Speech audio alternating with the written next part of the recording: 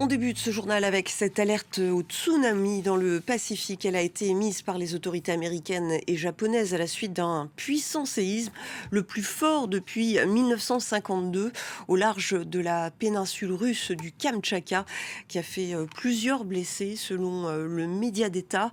Le gouverneur appelle d'ailleurs à s'éloigner des côtes.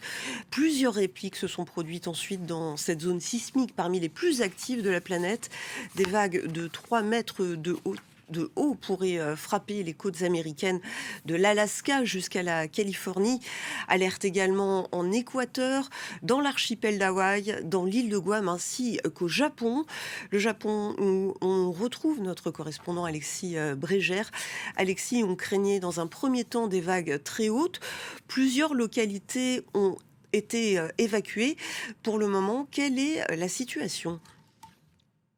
Alors oui, nous avons reçu la première alerte pour le séisme ici aux alentours de 9 heures du matin, donc heure japonaise.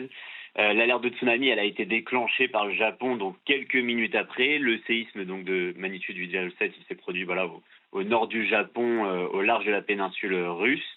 Alors l'alerte pour la hauteur des vagues, elle a été d'abord de 1 mètre et elle a été élevée à 3 mètres pour plusieurs préfectures sur la côte pacifique nippone.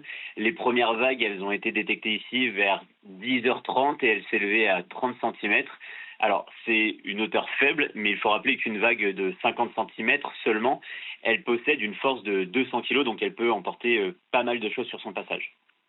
Et on l'a vu, les employés, de la centrale de Fukushima ont été évacués. J'imagine que cela, réveille sans doute le souvenir de mars 2011. Oui, alors oui, le tsunami de Fukushima et les plus de 18 000 morts et disparus restent bien sûr dans toutes les mémoires ici à chaque séisme et tsunami. Mais les séismes et tsunamis sont finalement assez fréquents au Japon, donc les gens y sont habitués et les autorités préfèrent alerter en toutes circonstances. Ce matin, les autorités nippones ont déclenché donc les ordres d'évacuation, mais ça reste malgré tout la procédure normale au Japon en cas de tsunami. Évacuer les centrales nucléaires, c'est finalement aussi assez normal parce qu'elles sont souvent situées donc en bord de mer. Et en 2011, la vague qui avait pénétré la centrale de Fukushima Daiichi, elle avait dépassé les 15 mètres de haut, donc on est quand même sur une autre envergure.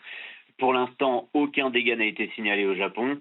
Donc, vous l'avez dit, vers 11 heures ce matin, les médias japonais ont relayé des images russes de quelques inondations et bâtiments emportés par une vague en Russie. Mais les autorités japonaises restent toutefois vigilantes car la hauteur des vagues suivantes peut parfois être bien plus importante que pour les premières qui touchent le sol japonais. Merci à